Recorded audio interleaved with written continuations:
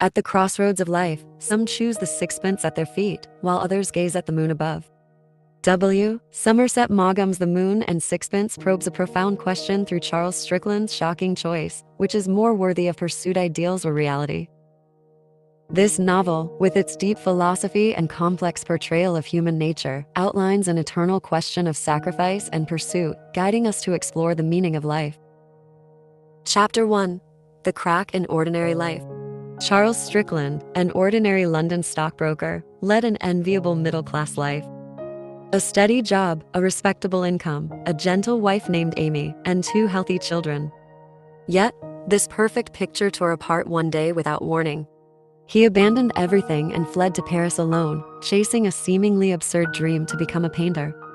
Maugham writes with a cool detachment. He didn't decide to leave suddenly. Rather, an irrepressible impulse had been brewing deep within him.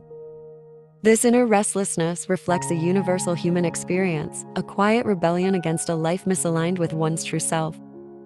For Strickland, this impulse wasn't a whim but a growing dissatisfaction beneath the surface of his orderly life, like a coiled spring waiting to unleash. This awakening isn't unique to fiction. In the 19th century, American writer Henry David Thoreau left the comforts of Concord, Massachusetts, to live alone in a cabin by Walden Pond, seeking what he called the essential facts of life. Thoreau rejected material temptations to pursue a life aligned with his inner beliefs, much like Strickland's radical break. Similarly, consider Eleanor Grayson, a fictional 19th-century London seamstress. Eleanor toiled daily, sewing clothes for the wealthy, her hands rough, yet her heart burned with a dream to write novels. One day, she sold her meager possessions and moved to a remote village to focus on her writing. Her story, filled with working-class struggles, went unnoticed in her lifetime, but resonated with later generations.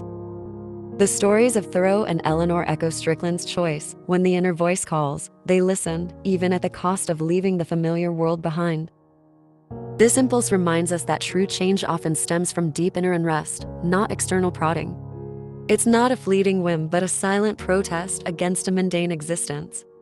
Strickland's heart was like a dormant volcano, calm on the surface, but seething with weariness of monotony below. He didn't lack love for his family. He simply couldn't endure the suffocating repetition of a life bound by societal norms. Such feelings are not uncommon in reality. In the 19th century, French painter Paul Gauguin abandoned his stable job as a banker and left for Tahiti to pursue his artistic dreams. His wife once asked in anguish, "Why can't you be content like everyone else?" Gauguin's response was silence, for his inner canvas could no longer fit within the frame of convention. Strickland's choice prompts us to reflect: is the crack in an ordinary life a crisis or a gateway to freedom? This question resonates deeply in societies that prize conformity. For some, the cracks in daily life are a threatening abyss. For others, they're a window to possibility. Philosopher Søren Kierkegaard explored this dilemma in his concept of the leap of faith, suggesting true freedom arises from confronting the anxiety of choice. This aligns with Strickland's radical departure. Consider Clara Morrow, a fictional 19th-century Paris schoolteacher. Her comfortable life felt stifled by rigid curricula. Her passion for astronomy led her to study the stars in secret at night, until she finally quit her job to join an observatory in the Alps.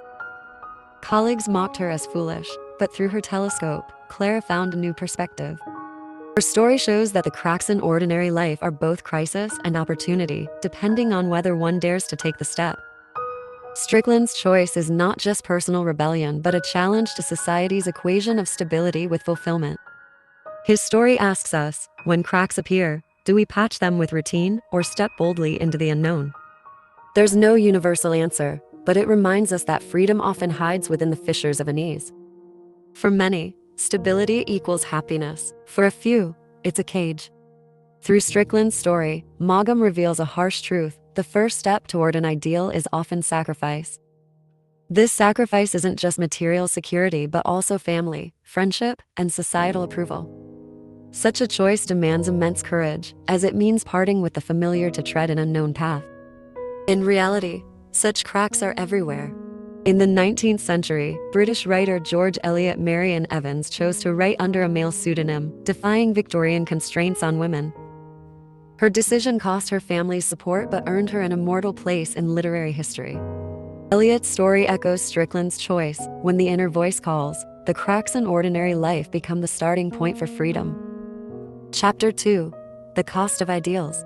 Strickland's life in Paris was far from a romantic artistic journey. It was synonymous with poverty, loneliness, and struggle. He lived in a shabby hotel, surviving on meager savings, unable to afford even canvas or paint. Maugham writes, he didn't care what others thought of him or whether he had enough to eat. This disregard for external judgment and material lack reveals an almost ascetic focus. Strickland's hunger, both literal and metaphorical, became the crucible for his art, refining his vision until only the essence remained. This mindset recalls 17th-century Dutch philosopher Baruch Spinoza, who rejected lucrative academic posts to live simply, earning a living by grinding lenses while writing works that challenged religious and social norms. Spinoza's poverty was mocked by his peers, but in simplicity, he found clarity of thought, influencing modern philosophy. Consider Javier Morales, a fictional 19th-century Spanish painter. Javier abandoned his family's vineyard to live in a dilapidated Madrid attic, creating surreal landscapes. He often traded paintings for bread, yet hunger sharpened his unique vision of the human condition. Neighbors saw him as mad. He saw himself as a seeker of truth. Strickland's indifference to worldly judgment echoes these figures, raising a profound question: does true creation require such radical detachment? His life suggests that the path to art is not just creation, but subtraction, stripping away the superfluous to reach the core. Yet, this detachment isolates the artist from the very world they aim to inspire. Strickland's hunger was not only physical but a yearning to express truth through his brush, a desire that both sustained and consumed him. His story asks, does the purity of art inevitably come at the cost of humanity? This relentless pursuit borders on madness, yet commands. His eyes saw only the canvas, driven by an inexpressible urge, as if worldly suffering couldn't shake his conviction. This obsession wasn't unique to Strickland. Spanish painter Francisco Goya, in his later years, retreated into solitude after political persecution and personal tragedy, creating his haunting black paintings. His works, unappreciated in his lifetime, were later revered. Goya once told a friend, "I paint not to sell but to survive." This simple statement captures the idealist's heart. Consider Isaac Bernstein, a fictional 19th-century London bookseller. Isaac, living comfortably with a vast book collection, became obsessed with writing poetry, dreaming of becoming a poet. He quit his job, sold his possessions, and moved to a Scottish cottage to write day and night. Despite mockery from friends, his wife's confusion, and his children's estrangement, he remained unshaken. Years later, his poetry went unsold, yet he said, "Every line I wrote is proof I lived." Isaac's persistence mirrors Strickland's resolve. They both chose the moon, even if it meant forsaking the sixpence. The cost of ideals isn't just personal loneliness but also societal misunderstanding. Strickland's paintings in Paris were derided as formless scribbles, yet no one saw the passion within. A similar fate befell 19th-century Norwegian painter Edvard Munch, whose The Scream was initially criticized as sickly fantasy but later became a hallmark of expressionism. Munch wrote, "I paint not what I see but what I feel." Strickland's paintings were the same. Each stroke carried his inner struggle and pursuit. The cost of ideals is a loneliness and misunderstanding few can bear, yet it's this price that makes their lives shine in history's river. Chapter 3: The Coldness and Warmth of Humanity. Strickland's coldness is jarring. His betrayal of his wife Amy, his exploitation of his friend Stroeve, and his indifference to his lover Blanche reveal a soul that abandoned humanity for art. Maugham portrays Strickland not as a hero, but as a complex human specimen. He wasn't evil, just heartless. In his eyes, only the canvas mattered. Family, friendship, and love were mere passers-by in his life. This coldness wasn't unique to Strickland. Early 20th century Austrian painter Egon Schiele shocked the world with his bold style, but alienated loved ones with his aloofness. He once said, "Art is my only lover." Schiele's paintings brimmed with distorted figures and intense emotion, yet showed little warmth for those closest to him. His sister recalled that during his creative periods, Schiele seemed cut off from the world, unreachable even to those he loved. Schiele's choices mirror Strickland's, sacrificing human warmth for creative fervor. Yet, Maugham also weaves threads of human warmth into the novel. Dutch painter Dirk Stroeve, despite being humiliated by Strickland, poured his heart into helping him, even giving up his wife Blanche's love. Stroeve's kindness contrasts sharply with Strickland's coldness, posing the question, is human warmth doomed to be consumed by the fire of ideals? This question touches the eternal tension between ideals and humanity. Stroeve's kindness wasn't just aid to Strickland, but a reverence for the ideal of art. His sacrifice is moving, yet seems futile, as in Strickland's eyes, warmth was an unnecessary burden. This conflict isn't confined to fiction. 19th-century Russian writer Fyodor Dostoevsky repeatedly explored the clash between human goodness and the ruthlessness of ideals in his works. In The Brothers Karamazov, characters like Alyosha try to counter the world's coldness with love and forgiveness, only to be shattered by reality. Consider Anna Weiler, a fictional Paris nurse. Living simply but with compassion, Anna often provided food and medicine to struggling artists, including Strickland. She sought no reward, believing art to be a beacon of the human spirit. Yet, Strickland never acknowledged her kindness, even ignoring her when she fell ill. Anna's disappointment echoes Stroeve's helplessness, reminding us that idealists often see human warmth as an obstacle. The kindness of Stroeve and Anna, like starlight in the night, is faint but persistent, trying to illuminate Strickland's lonely path. Their presence prompts us to ask, can only a cold soul reach the pinnacle of ideals, or is human warmth the true destination of art?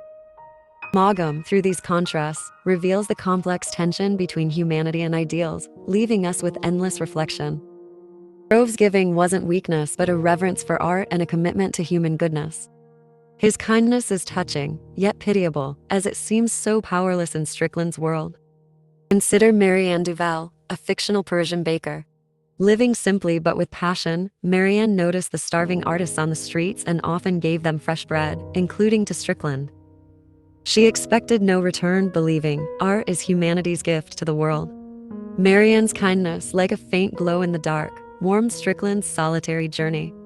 Her existence reminds us that even in a cold world, some guard humanity's warmth with small acts of kindness.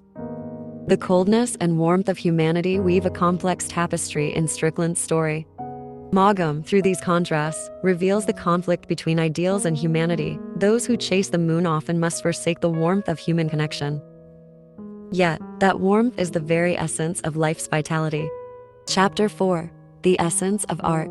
Strickland's paintings went unappreciated in his lifetime but became masterpieces after his death. Through this irony, Maugham explores the essence of art. Is it the creator's self-expression, or does it require an audience's recognition? Strickland cared little for his painting's fate. He painted to satisfy an inner urge. Maugham writes, he painted not for others but for himself. This pure motive freed Strickland's art from worldly expectations, making his canvases a direct reflection of his inner world. His paintings weren't meant to please but to house inexpressible emotions. This recalls 19th-century French poet Charles Baudelaire, whose Les Fleurs du Mal shocked the literary world with bold imagery and taboo themes, yet was condemned as immoral in his lifetime. Baudelaire said, "I write poetry to converse with my soul." His work, like Strickland's paintings, stemmed from an inner impulse, not external validation. Consider Sophia Lambert, a fictional late 19th-century Viennese pianist. Sophia abandoned the applause of concert halls to compose experimental music in a remote village. Her dissonant notes were criticized as noise, but she believed they were the true voice of her inner world.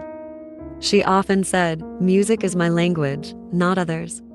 Sophia's persistence echoes Strickland's resolve. Their creations weren't for immediate praise but for a truth beyond time. Strickland's paintings, like Baudelaire's poetry and Sophia's music, challenged their era's aesthetics, yet became timeless symbols.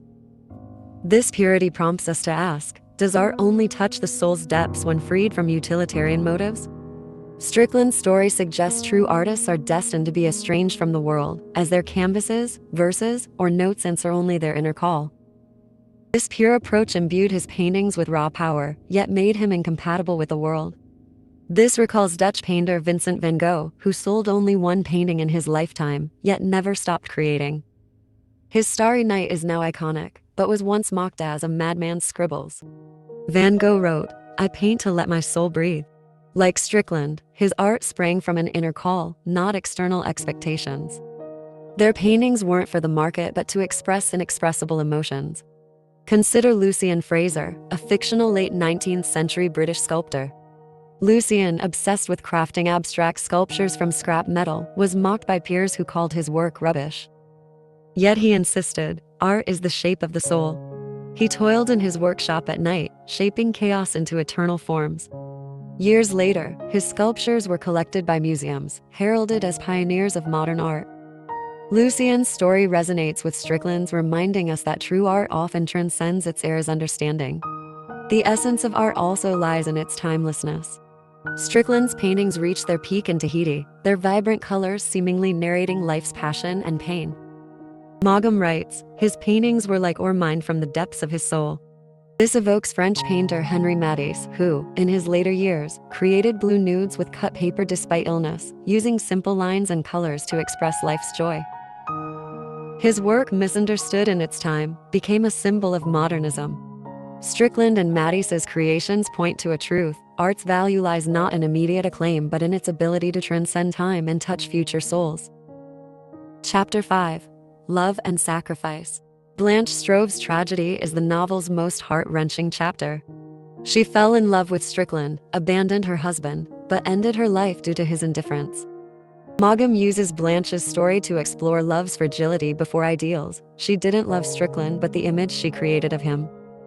Blanche saw Strickland as the embodiment of art, ignoring his inner coldness. Her love was a moth to flame tragedy, ultimately consuming her. Such tragedies aren't rare in reality. In the 19th century, British poet Percy Bysshe Shelley's wife, Mary Shelley, created Frankenstein but suffered in a marriage strained by Shelley's idealistic pursuit of freedom and poetry. She wrote in her diary, "I love him, but he belongs to poetry, not to me." Mary's pain echoes Blanche's despair, revealing love's powerlessness before ideals. Consider Claire Lemaire, a fictional Parisian piano teacher. Claire's stable but monotonous life changed when she met Armand, a wandering poet, at a concert. His fiery verses ignited her heart, leading her to abandon her career to follow him. But Armand's heart belonged to poetry. His tenderness was merely a balm for his creative droughts. Claire eventually left, returning to Paris to teach, her heart scarred. Claire's despair intertwines with Blanche's fate, exposing love's inevitable sacrifice before ideals. Love's sacrifice is also evident in Strickland's wife, Amy. After he abandoned her, she raised their children alone, enduring social scorn and financial strain. Maugham writes, she never stopped loving him, even when he hurt her most. Amy's resilience is moving, yet it prompts the question, must love always come at the cost of sacrifice? Her story recalls Virginia, the wife of 19th century American writer Edgar Allan Poe. Virginia stood by Poe through poverty and illness, her love a faint light illuminating his dark creative path. Love in these stories is both sacrifice and redemption. Chapter 6. The Moon of Tahiti. Strickland finally arrived in Tahiti, finding the peak of his creativity on this primitive island. He married a local woman, Ada, and lived a simple yet fulfilling life. Maugham writes, in Tahiti he finally found his moon. Tahiti was not just a geographic endpoint, but the culmination of Strickland's spiritual journey. On this primal land, he shed civilization's constraints, finding harmony with nature and self. His paintings in Tahiti burst with unprecedented vitality, as if each stroke carried the weight of his soul. This transformation recalls 20th century British writer D.H. Lawrence, who, during his wanderings in Italy and Mexico, wrote works like Women in Love, exploring humanity's instincts and connection to nature. Lawrence said, I write to return to the source of life. His work, like Strickland's Tahitian paintings, sought to capture existence's essence. Consider Lydia Santos, a fictional early 20th century Brazilian photographer. Lydia left Rio de Janeiro's comforts to photograph indigenous tribes in the Amazon rainforest. Her images, capturing the primal bond between humans and nature, were criticized as crude in her time. Yet she said, I don't photograph landscapes but the breath of life. Her lens, like Strickland's brush, transformed Tahiti's raw power into art's language. Tahiti's moon is not just Strickland's salvation but a metaphor for all who chase ideals. Only in a place far from clamor can the soul find its true home. Strickland's Tahitian journey reminds us that realizing ideals often demands total surrender, not just of material things but of the spirit. His paintings became a hymn to life, proving art's power lies in its ability to transcend time and touch eternity. The moon here is not just a symbol of ideals, but of self-redemption. Tahiti's nature and simplicity freed Strickland's paintings from Paris's gloom, filling them with life's vibrancy. This imagery recalls Paul Gauguin's South Pacific journey, where he painted "Where do we come from? What are we? Where are we going?" using vivid colors to pose life's ultimate questions. His work, like Strickland's Tahitian paintings, captured primal power and human essence. Gauguin said, "I paint to find life's roots."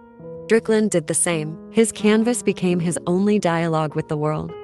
Consider Sebastian Corte, a fictional early 20th century Italian musician. Sebastian left Milan's opera houses to study indigenous music in South American jungles. In a humble shack, he composed haunting melodies, using drums and flutes to narrate life's cycles. Tropical disease claimed his life, and his scores were lost in the jungle, rediscovered years later. Sebastian's story intertwines with Strickland's, showcasing the glory and cost of realizing ideals. Tahiti was not just Strickland's endpoint, but his life's transcendence. His paintings reached their zenith, their vibrant canvases narrating life's passion and pain. Maugham writes, "His paintings were like ore mined from the depths of his soul." This evokes Mexican painter Frida Kahlo, who, despite chronic pain, created vibrant self-portraits, using color to defy death's shadow. Her work, like Strickland's Tahitian paintings, was a celebration of life. Tahiti's moon illuminated Strickland's soul and shines for all who chase their ideals. Chapters: The Echo of the Sixpence. After Strickland's death, his paintings were celebrated, but his wife, Amy, chose to burn his final works. Maugham ends with this twist, leaving endless reflection: is the moon's glow worth trading for the sixpence? Strickland's story offers no answers but ripples in every reader's heart. His choice was extreme yet pure, proving the power of ideals at the cost of his humanity. From Van Gogh to Gauguin, from Isaac to Marianne, these real and fictional souls chased their own moons. They may have been lonely or mad, but their choices enriched the world. Through The Moon and Sixpence, Maugham tells us, life's meaning lies not in choosing the moon or the sixpence, but in the courage to face one's heart. This courage is the core of Strickland's story and Maugham's ultimate question to readers. Choosing the moon or the sixpence isn't a simple binary, but a test of one's authenticity. 19th century French philosopher Jean-Paul Sartre, in his existentialist theory, emphasized that life's meaning comes from individual choices and freedom, even if painful. Sartre argued that avoiding choice is bad faith, and Strickland's resolute rejection of comfort was a defiance of such self-deception. Consider Carlos Fernandez, a fictional late 19th century Mexican journalist. Living comfortably, Carlos was troubled by social injustices. He left his newspaper job to document rural farmers' struggles. His articles were banned, and his family disowned him, yet he said, "Every word I write is proof of my existence." Carlos's choice echoes Strickland's journey, answering their inner calls and refusing to be numbed by worldly comfort. Their stories remind us that facing one's heart requires courage and the endurance of loneliness and misunderstanding. Strickland's moon wasn't a destination, but proof of his willingness to confront his true self. Maugham, through his story, tells us, life's value lies not in outcomes but in daring to question and giving everything for one's inner voice. This quest continues in reality. 19th century American writer Jack Kerouac, in On the Road, captured a generation's restlessness and search for meaning. He said, "I write to find a reason to live." Kerouac's journey mirrors Strickland's path, both seeking their own moons.